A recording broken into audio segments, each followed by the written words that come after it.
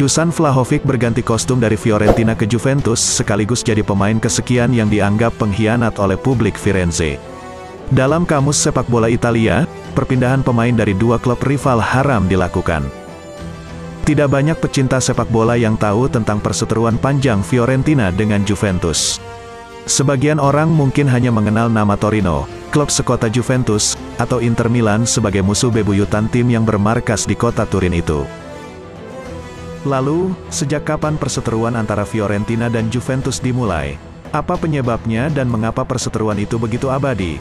Mari kita simak kisah berikut ini yang kami rangkum dari berbagai sumber.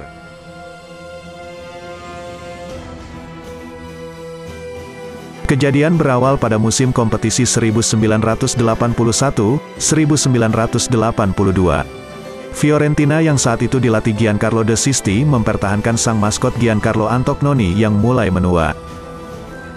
Tapi, ia menambah amunisi dengan sejumlah pemain muda berbakat seperti libero Pietro Vierchowod dan penyerang Daniele Massaro.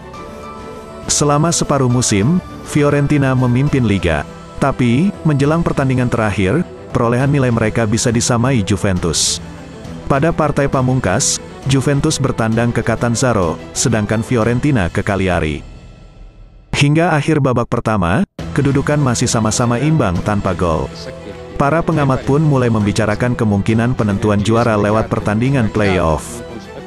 Terjadilah skandal yang menghebohkan. Pada babak kedua, I Viola mencetak gol lewat Francesco Graziani. Tapi entah kenapa wasit menganulir. Di saat bersamaan, Juventus malah dihadiahi penalti yang dicetak Liam Brady pada menit ke-75. Gelar pun terbang ke Turin diiringi tangis kepedihan Fiorentini. Selama berpekan-pekan, mereka turun ke jalanan untuk memprotes kepemimpinan wasit. Tapi FIGC tak bergeming dan tetap mengesahkan gelar Juventus.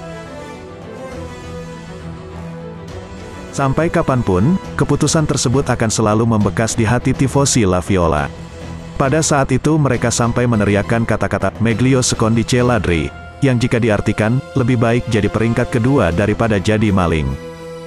Sejak itulah berkembang teori konspirasi dan politik uang Juventus dalam percaturan Serie A. Ketika kasus serupa dialami Inter Milan pada musim 1997-1998, pengurus Fiorentina yang paling vokal menduga adanya konspirasi tersebut. Itu pula sebabnya kota Firenze berpesta semalaman ketika Fiorentina memukul Juventus 3-0 pada musim 1997-1998. Bagi mereka kemenangan itu tak ubahnya sukses meraih Scudetto. Tak sampai di situ, luka publik Firenze terhadap Juventus sangat dalam. Setelah Juventus dianggap mencuri Scudetto 1982 dari genggaman Fiorentina, pada musim 1989-1990 Bianconeri kembali berulah. Pada musim 1985-1986, Fiorentina merekrut pemain muda penuh talenta, Roberto Baggio, dari Vicenza. Di klub barunya, pemain berambut ikal ini tumbuh sebagai penyerang elegan dan haus gol. 4 tahun berselang, tepatnya musim 1989-1990, bersama gelandang asal Brasil Carlos Dunga, Baggio membawa Fiorentina melaju ke final Piala UEFA. Lagi-lagi lawan mereka adalah Juventus. Pada pertandingan pertama di Turin, Fiorentina menyerah 1-3. Tapi mereka tetap optimistis bisa merebut gelar juara dengan kemenangan di kandang sendiri. Tapi nasib kembali tak berpihak kepada Fiorentina. Gara-gara pendukungnya dianggap bikin onar di Turin, FIGC melarang Fiorentina menggelar partai kedua di Stadion Artemio Franchi. Apesnya, kota netral yang terpilih adalah Avellino. Kota kecil ini memang tak punya klub besar. Tapi pendukung Fiorentina tetap tidak suka karena warga Avellino punya tradisi mendukung Juventus. Benar saja, tanpa dukungan publik setempat, Fiorentina dipaksa main imbang tanpa gol. Gelar pun melayang lagi. Lebih menyakitkannya, hanya beberapa pekan berselang, Juventus menikam La Viola dari belakang. Menjelang Piala Dunia 1990, La Vecchia Signora membajak Baggio dengan rekor transfer, saat itu 8 juta pound sterling. Baggio saat itu mengaku tidak berniat meninggalkan Firenze dengan mengatakan, "Saya dipaksa menerima transfer ini."